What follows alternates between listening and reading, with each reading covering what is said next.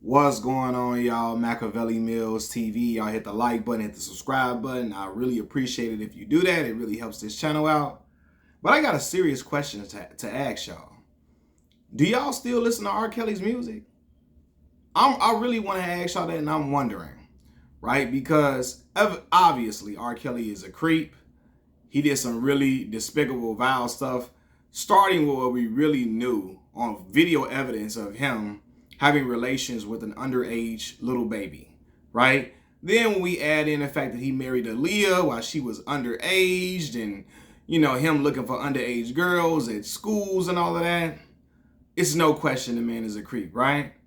But then I think about, and I try to not listen to the music, but I promise y'all, bro, when I hear certain songs come on, whether it's on the radio, whether it's somebody riding by in the car, whether it comes up on YouTube, I can't help but to sing along with the song.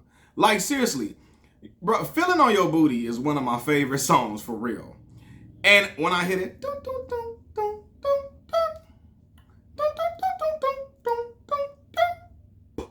I immediately, this is my song for real, no doubt. It just comes out even when I'm not trying to. I'm not even trying to be funny, for real though, right? And I guess I come to the conclusion that two things could be true. The man could be a creep of the creepiest of the creeps, but he's super talented, and his music was great music. He is a phenomenal singer, a phenomenal songwriter, and he was a hit maker without question. And I guess it's so hard, I guess for me not to listen to the music, because growing up in Chicago, bro, R. Kelly was a staple of all the black functions that we had. He had a song for every single function that black people had. It could be, and again, not even just in Chicago, black folks across America, for real. But I'm saying, since Chicago is R. Kelly's home, the radio stations was always playing him, bro. It go back to when we were in kindergarten. How many, or not kindergarten, yeah, kindergarten. How many kids was singing "I Believe I Can Fly" at the kindergarten graduation? How many kids graduated 8th grade in Chicago singing R. Kelly's World's Greatest, that was written for the for the Ali soundtrack, the movie where Will Smith starred as Muhammad Ali, right? Think about it, right? Now again, then you think about Labor Day coming up. The Labor Day barbecue before we go back to school. When your grandmama and them having all the barbecue and them ribs, the chicken, the brats, the bratwursts and all that. Get what they playing as older black people are congregating, getting together and enjoying themselves. They playing a backyard to backyard party. They was playing Happy People. Listen, again, I'm from Chicago. This is the Steppers. Steppers set. My grandma still go to the Steppers set right now with my great auntie. Seriously, they still go together right now. "Step in the Name of Love," it has to be played. You know what I mean? Then when I think about when I was coming up, Fiesta. Then I wish. That was all on the radio, bro. You feel me? I'm in here. I'm not even lying. This is why I made this video. Earlier today, I'm just vibing out, and something just comes to my mind. There can only be one me. Can't nobody do your body like me. There can only be one me. And I'm like, oh my God, bro.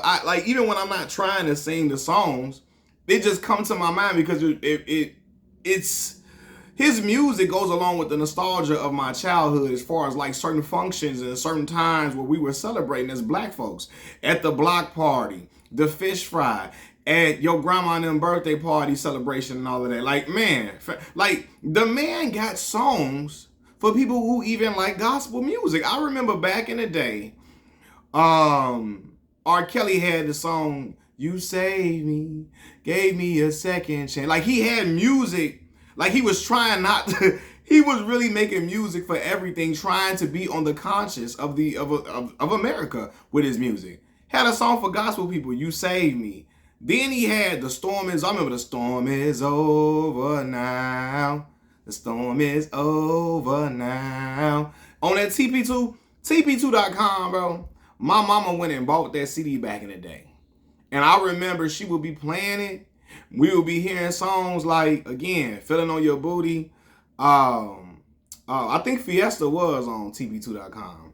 Strip for You. Them songs is like for real. Then I think about, even as I'm coming up, when I'm getting 11 years old and Twista is coming to the forefront of the American conscious. Like Twista was always popping in Chicago. Twista, Psychodrama, all of that. That Adrenaline Rush album is phenomenal. Feel So Good. Like, bro, Get It Wet. Come on, fam. Adrenaline Rush. Like, that album is absolutely outstanding from Twista, right? But a lot of America, if you weren't hip-hop heads, you weren't on Twista's music. By the time Kanye, a.k.a. Kanye Tutta, at that time as he's being called for making an H Tutta Izzo beat for Jay-Z, you know what I mean?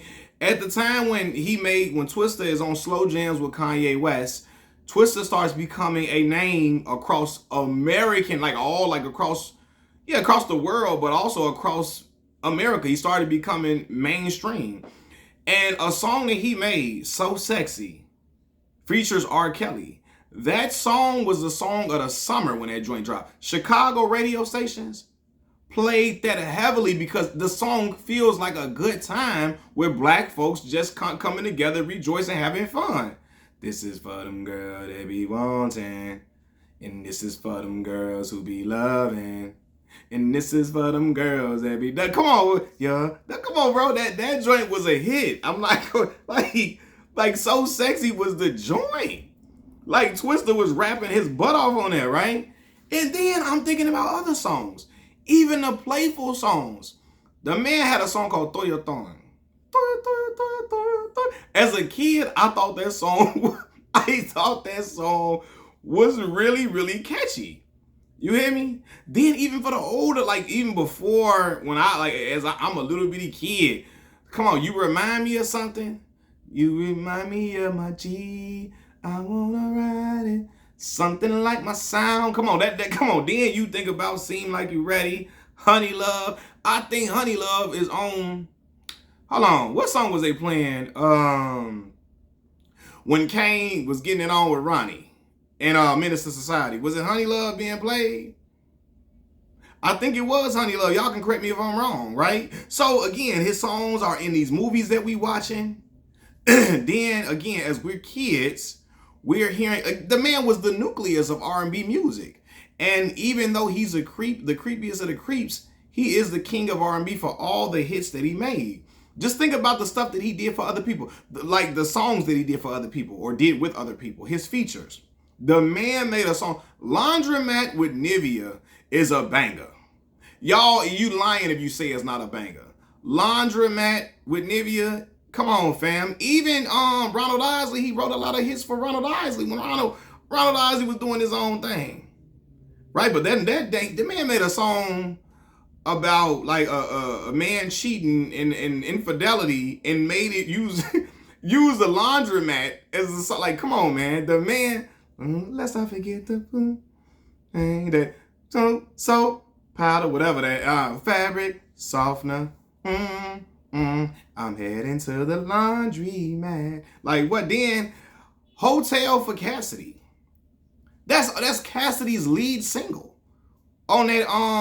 What's the name of the album called? It wasn't self-titled, was it? What was the name of Cassidy's first album with Blood Pressure on that joint? What was the name of that album? Was it self-titled? But anyway, the man that was Cassidy's lead single, Hotel. Everybody, girl, you wanna come to my hotel? Baby, I will leave you my room key. With the little mask on looking like Zorro. I should have known he was a creep then wearing that damn mask. What are you doing, R. Kelly? What are you doing, Robert? Robert Sylvester Kelly, what do you got going on with this mask on? But then even the other day, I'm walking from the store with my son, right? And a car drives by playing Sex in the Kitchen over by the stove, put you on the counter, bottom butter rolls. And I forgot all about that. I'm like, dang. Again, it's like everywhere you were turning, it was still going, it was a song. Then I'm thinking about when Trapped in the Closet came out. Like, I remember when it was announced, this before the videos came out. I remember it was announced he was making it a series because at first it was one song. Then he was steadily releasing them, and GCI and 92.3 would have the songs, and they would debut the songs on a radio station. Me and my older sister, Nate, she's 2 years older than me. I got another older sister too, but Nate, my older sister is 2 years older than me. We would sit by the radio together, waiting to hear the new Trapped in the Closet as GCI and them was releasing them. 107.5 WGCI in Chicago as they were releasing the singles to be heard. Like, I'm not lying. We were anticipating each chapter as he was releasing them on the radio station. Then he made the videos to where Bootleg Men and them was in the hood selling all the chapters of Trapped in the Closet. Now, I was watching it on YouTube, but you know, everybody wasn't on YouTube. I was on YouTube 06, 07, like that, like early. I was a YouTubian. At that point, I don't know why I haven't had a channel for longer than now, but because I didn't have a good phone back then. But anyway, like, yeah, like I was on YouTube back then. And them videos were around for a long time, but some people didn't have it, or older people didn't know about YouTube or didn't know how to use it. You know, as the times that went on, the elder generation have become more versed in technology or whatever. But I remember the Bootleg Men was selling the Trapped in the Closet chapters, all of them. Matter of fact, bro, I go watch the Bears play at this little event called Bears Nation. It's over there, 119th, over there by Christ Universal Temple Church, right? All the Bears fans come together and watch the games on Sunday, right? They have food, music, they do the DJ up in there, touchdown, all that, right? The dude who played Twan, his wife's brother in Trapped in the Closet series in the video, he be up there watching the games all the time. The swole dude, Twan, that played his wife's brother in the Trapped in the Closet series, he be up in there, right? So, you know, then I think about, again, all these different music. Like, even my dad loves When a Woman's Fed Up. It reminded him of my mama when my mama got the hell up out of there on him. Kicked him to the curb. He loved that song because, again, R. Kelly had music for every situation. The woman leaving him when she tired of him acting like being a dog and doing all type of whatever stuff. Yeah, she getting up out of there on him, right? He got a song for parties, a song for steppers, a song for the older generation to have a good time to. Backyard Party song. Backyard Party sound like all white linen suit. All like older men in an all white linen suit, eating some dang on fish or some barbecue in the backyard. Talking about, tell your mama I said hi. Tell your mama, come give me a plate before I get up out of here. Tell your mama Willie Earl seen you, and I knew you since you and your brother and them was little kids. I didn't know y'all forever. Right? Tell your mama and them, you know, I didn't came by smelling like Juke cologne. That Backyard Party sound like that joint, man. So when I think about and I guess it's why it was hard for me to stop listening to the music, because even with me watching Surviving R. Kelly and all of that, and I made a video trashing R. Kelly because, again, it should have been done because the man was out here victimizing young black girls. I don't care nothing about what's the man that was doing? Who they be bringing up all the time? Elvis Presley. I don't care. I mean, I'm all for the protection of all children, for sure. I am, without question, but I feel like black people should have been even more mad about R. Kelly because of the fact that R. Kelly's victims were black girls in our own communities. You know what I mean? So with me knowing that and getting on him and trashing him and all of that, and I was like, damn, why can't every time these songs come on, I start singing these songs? Even when I'm not trying to, y'all, I promise you, I would find myself randomly, this is my song for real. This is a song I grew up loving. Like, I love that song. Feeling thugged out. Like, what? When a man say feeling thugged out about feeling on some booty, I say, oh, what is going on? But the song was a banger. Booga booga booga booty, booga booga booga. Like that part. Then I remember watching the making of the Ignition remix video. Ignition. Come on, man. Everybody know the words to it. If you black and you grew up around other black folks, everybody know the words to the Ignition remix. Now, y'all remember the original Ignition. Girl, please let me put my key in your ignition, babe. Now, a lot of y'all don't even remember that the original joint.